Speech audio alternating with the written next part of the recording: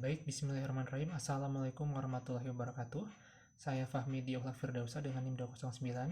Dan dalam video kali ini saya akan membahas satu istilah psikologi yang bernama persepsi. Nah, persepsi ini dipelajari juga dalam psikologi fungsi ya. Dan persepsi ini ada erat kaitannya dengan sensasi, atensi gitu.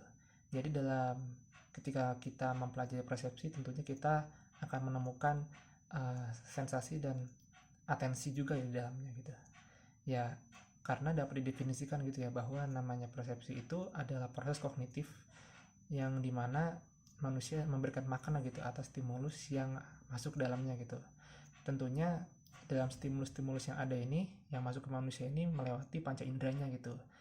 Dan yang sudah tadi saya katakan bahwa namanya persepsi ini erat kaitannya dengan penginderaan, jadi tidak jauh dan saling berkaitan dengan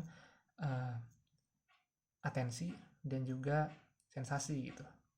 Nah, dalam proses persepsi ini juga melibatkan interaksi ya atas semua panca indera yang kita punya gitu, mulai dari penglihatan, pendengaran, perabaan, penciuman, dan perasaan atau pengecapan.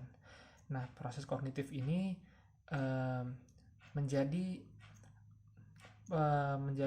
pengaruh gitu atas perilaku dan keputusan dari individu atas respon atas stimulus yang ada ke dalam dirinya gitu.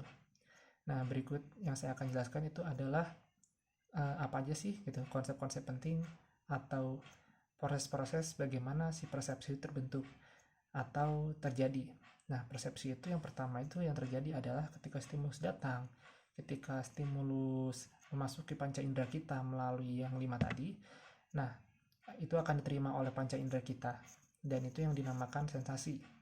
Selanjutnya si stimulus tadi akan memasuki proses atensi gitu. Atensi, jadi kan stimulus itu banyak ya, informasi itu banyak sekitar kita, jadi kita harus bisa memilah dan memilih gitu atensi mana, stimulus mana sih yang akan kita perhatikan, yang akan kita dalami gitu.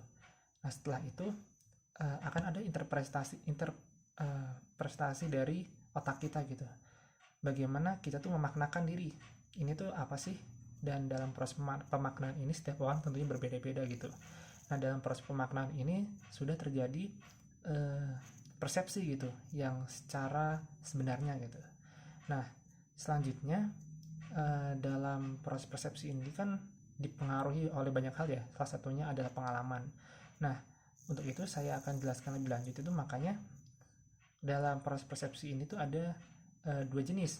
Yang pertama itu ada top up dan top down dan bottom up. Nah, seperti itu.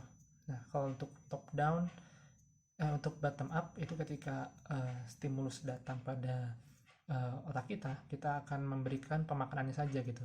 Apa yang harus kita lakukan dari stimulus ini. Tapi kalau untuk top down sendiri itu sudah melibatkan pengetahuan, ingatan, dan pengalaman sebelumnya gitu.